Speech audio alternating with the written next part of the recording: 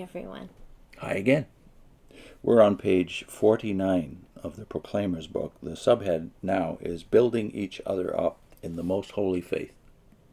Honest-hearted persons quickly responded to the liberating truths that C.T. Russell and his associates were proclaiming, both through the printed page and in lectures.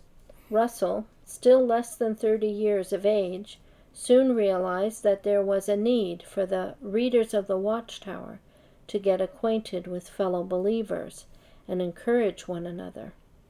The Bible students in Pittsburgh were doing this by regularly meeting together, but what could be done to help Watchtower readers in other places?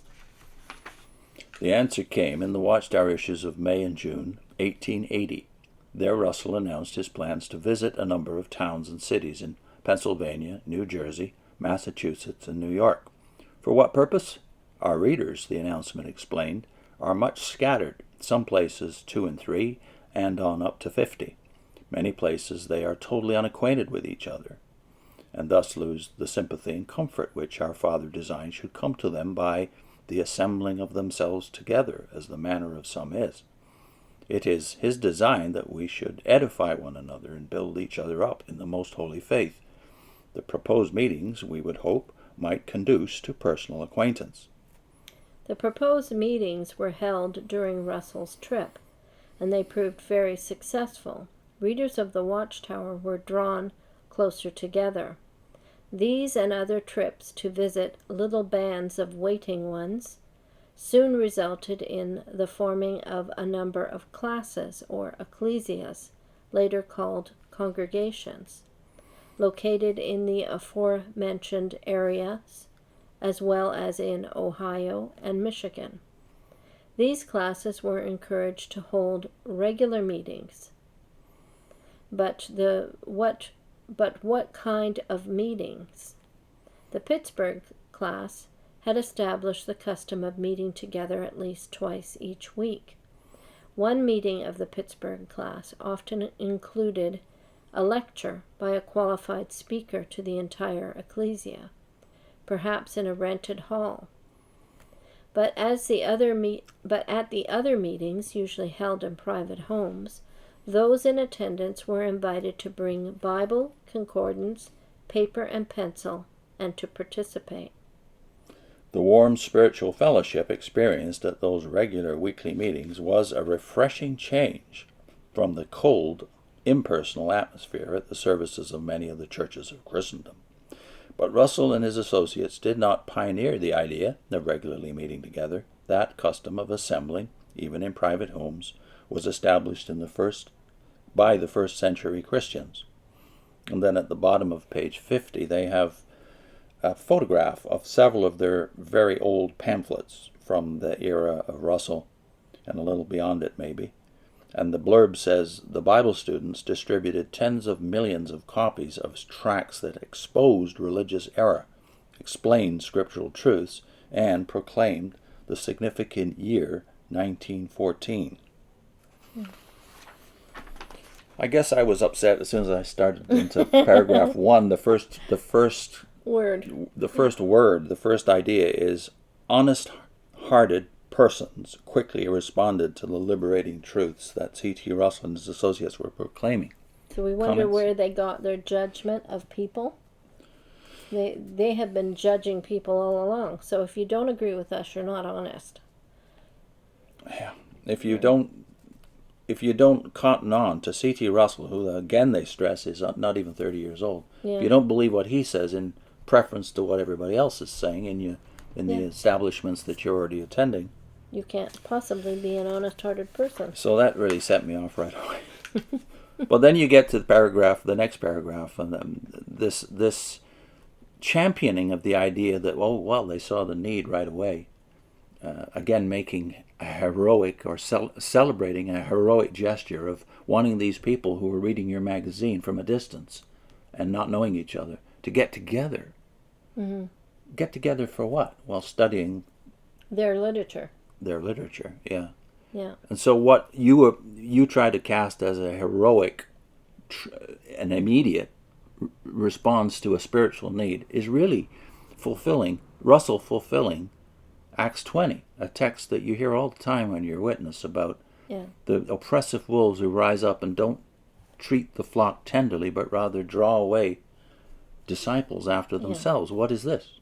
Because they're thinking, they make it sound as if these people had nowhere else that they could possibly be talking about faith issues.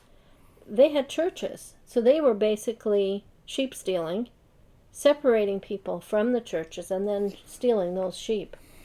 And feeding them from a different table altogether. Yeah. Yeah. Yeah. So this idea that they, just Getting irritated. It is, okay. But they use the expression, they say in one of the paragraphs, these classes or ecclesias, later called congregations. But don't they realize ecclesia is the same word for church, synagogue, congregation, as they now call it, yeah. Yeah. So they all mean the same thing. Which is? Gathering. But not a spiritual gathering, a visible gathering or assembly. That's the root meaning behind all of these words. Yeah, so no, they didn't invent it. That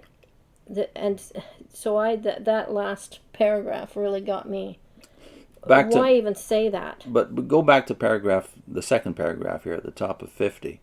They use Hebrews 10. Now that's a valid principle, and we used to hear it all the time at the Kingdom Hall about missing meetings, right? Yeah. Don't forsake the gathering. But they've only partly quoted it here. Have you noticed? The part they quote is, the assembling of themselves together as the manner of some is. Well, the manner of some is, if you read the context, is those who are breaking away from that gathering. Yeah. So it's being used in a reverse way from what it's intended to be. What was going on that Hebrews talks about is some Christians were stopping going to the Christian meetings and were now going back to Judaism. Yeah. Maybe still attending meetings, but they would be the Jewish synagogue meetings. It was like they were choosing one over the other, and then kind of slipping back to an almost denial of what was accomplished through Christ alone. Christ. That's right. So this is where it connects, I think, with the rest of this, namely that what do churches do that Jehovah's Witnesses really don't do? Well, they worship Jesus. Yeah. And that's the unacceptable part, despite the fact that in the Watchtower Charter you have the explicit mandate of the Watchtower, according to their own charter, is the worship of God and Jesus Christ. Which they've fudged over the years by by putting a ... between the and, so that you don't know what's said and you don't realize that what they were doing or what they said was that you should worship Jehovah and Jesus. Well, what are they doing at their meetings, whether it be in lecture halls or halls that they rent? They're promoting their own literature at this point. They're, what is it they say? They needed a qualified speaker? What would qualify them? Agreement with Taze Russell's yeah, doctrine. I think so. Because they've already cut off the others who were not in agreement. For instance, Nelson Barber. Yeah, so that when you go to church, to the churches, and even because they've tied this to the early church, what did the early church do? The description of the early church is that they worshipped God, worshipped the Father, and worshipped Jesus. They sang songs to this and Christ prayed as a God, is what one of the Roman authors of the time says. This is what he knew was distinctive about these Christians. Yeah, and Lord's Supper was a regular thing too. Notice what they're doing at their meetings, though. It appears that what they're doing is forwarding, of course, Russell's teachings and edifying. Yeah, that there's nothing wrong with these things that they're doing in private homes, but what is wrong is the separation. Yeah, they are separating themselves completely from what God has been doing in the churches for 1800 years. And I mean, this description almost makes it seem like nothing was happening. And so we had to start this up. But they do say, but Russell and his associates did not pioneer the idea of regular meeting together. That custom they tied to the early church. Well, what about all in between? Churches have been gathering forever. Are you saying, since that time. Are you saying that the churches were obeying Hebrews 10, 24, 25 Meeting. for 18 centuries? Gathering. Visible gatherings? Yes. Yeah, they were. Yes. So they did that in obedience. But there is a clue here, though, as to why they had to do it this way and separate. And that is that the blurb over the picture of their early publications and pamphlets says they were distributing, the Bible says we're distributing tens of millions of copies of tracts that expose religious error, explain scriptural truths, and proclaim the significant year 1914. So that tells you what they were talking about, what they were doing. When you're criticizing the churches, of course you can't do it from within the church. You have to get outside. But the fact that you do it with proclaiming the significant year 1914, is that how you expose error? By another error? So because the only thing they've hung on to is the date, but not what they were expecting. What were they saying about 1914? Oh my goodness, everything was going to be over. 1914. So they would be in heaven, and God would turn his attention to the nation of Israel and to the city of Jerusalem. Yeah. We did a video on this. We'll link that one. Yeah. So I can't help but think that use of the word significant year 1914 is a deliberate obfuscation. Yeah. They are fogging up the picture by saying that we have this peculiar doctrine about 1914 that they didn't accept. I still hear witnesses saying that. Well, it was a significant year, as if that somehow legitimizes the fact that they picked a date. You preach falsehoods. Yeah, that did something. Something happened, yes, but it's not what you were saying was going to happen. So how does that vindicate you? So the tens of millions of copies of things telling people what to expect in the year 1914, and it all collapses. Yeah. All they hung on to was the date. So there's really no accountability for all those errors and all that falsehood. I would have to say I also didn't like when I read this statement that it was a refreshing change from the cold, impersonal atmosphere at the services of many churches of Christendom. Why is that put in there? It's a deliberate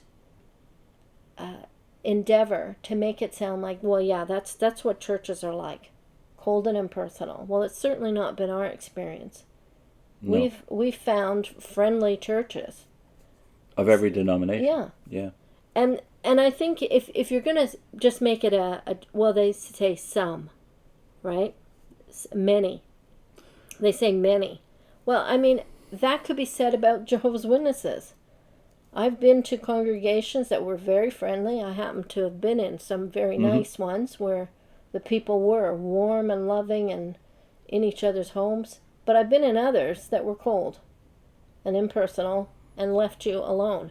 And I think a lot of it has to do with your standing in the congregation, whether you feel loved and warm. If you're having troubles, you're going to be avoided. If you're having struggles and you're viewed as a weak person, then you're avoided. You don't feel that warmth. Yeah. So it's all dependent on that. Whereas in churches, I think the difference between, yes, we were at lots of friendly churches, but I think the big difference was what they were doing when you're at church. They are worshiping. Yeah. I noticed right away a big difference when I went to church. It was about praising God, worshiping God. Yeah. That was the emphasis, and it was Christ-centered. That was not true at the meetings. And I don't think there's this class consciousness in churches as much. And that doesn't mean cliques don't happen in churches. They do. Yeah. But this idea that you're only as good as your performance, and that if somehow your performance is not up to scratch, you're a danger or a contaminant. Yeah. No. That spirit is in the churches I've been in completely lacking. Yeah. So there is a warmth that is based on unconditional love, and that's the big difference that you experienced when you, even when you were still loyal, Yeah. you were viewed as a contaminant because of me. Yeah. I was still a witness. I was still going in service, but I was avoided at meetings simply because I was married to someone who wasn't going anymore. Yeah. And we've heard this over and over again from people. Yeah. The change in attitude. And you don't realize it until you experience it. I always thought, friendly, loving, everything was wonderful. And it was up until I had troubles. And then suddenly that... When you needed them the most. Yeah, they abandon you then. Yeah.